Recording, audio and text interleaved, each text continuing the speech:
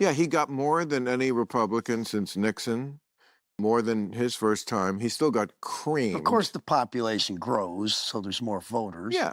Well, no, but we're talking about percentages. Yeah. He did better. He still got creamed in the black vote. Let's not pretend he didn't.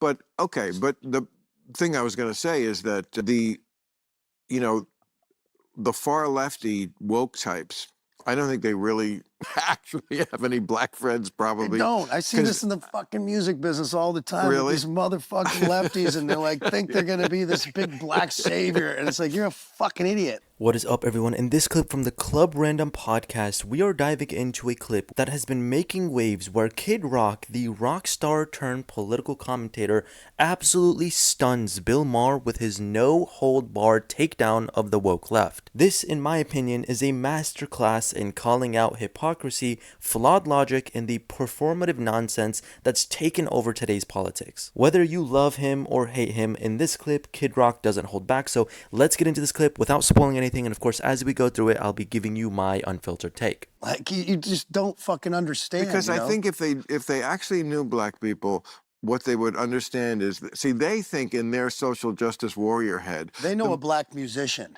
who plays in a band. they know a Who's black this, that, and the musician. other. They don't know the streets. They don't know, fucking. No. I'm not gonna say real they- black people, this, that, and the other, but No, in their social justice warrior head, the most important thing they think to black people is that we're allies.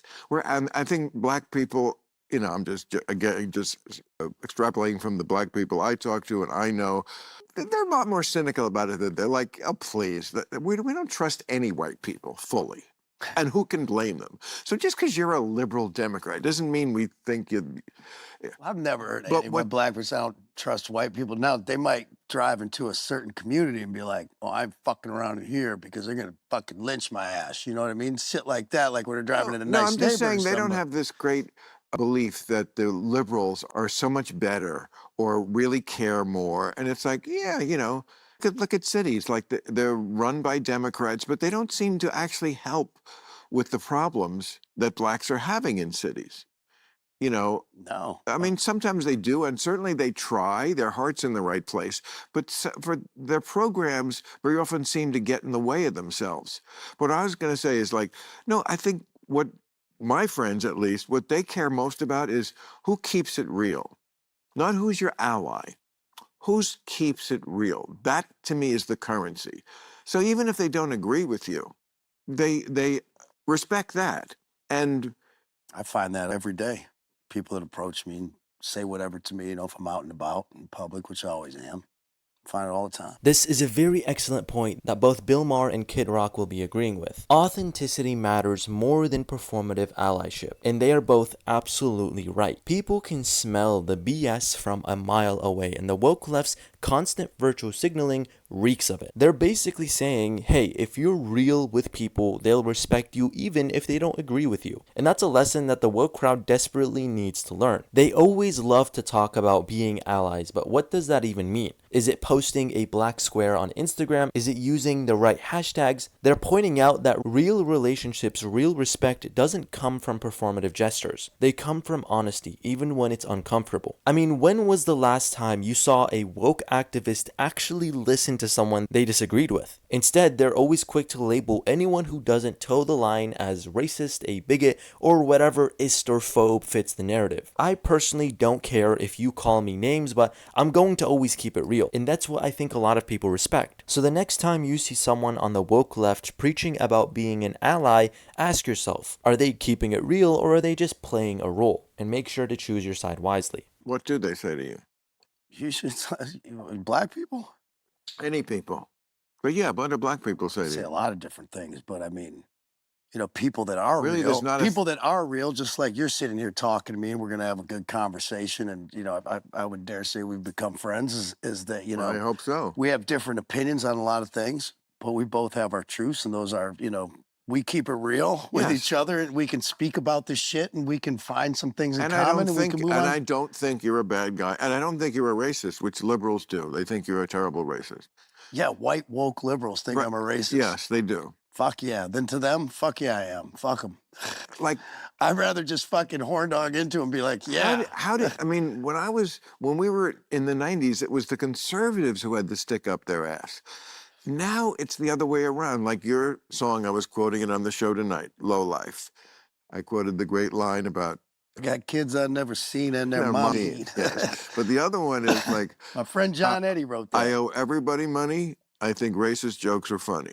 Now, Totally. that's something that to a lot of people out here in Hollywood, that is over the line to even make that joke. Which is why movies have gotten so shitty. Who's gonna make Step Brothers or something again? Like everybody's dancing around. You know, as a comedian, scared to fucking say this and Tropic that. It's like Thunder. no wonder everything got so shitty. It's not funny anymore. I think another excellent point by Kid Rock because he's hitting on something huge here, and honestly, as someone who loves comedy and movies, this resonates with me pretty hard. Cancel culture is absolutely killing creativity. Comedians, filmmakers, artists, they're all walking on eggshells because one wrong joke, one misunderstood line could end their entire career. And it's not just about the humor. It's about stifling free speech and expression. Because honestly, Kid Rock just said what I've been thinking for years. When did we become so afraid to laugh? When did we start taking ourselves so seriously we can't handle a little edge on our entertainment? Let me tell you, I miss the days when comedians could push boundaries without worrying about getting canceled.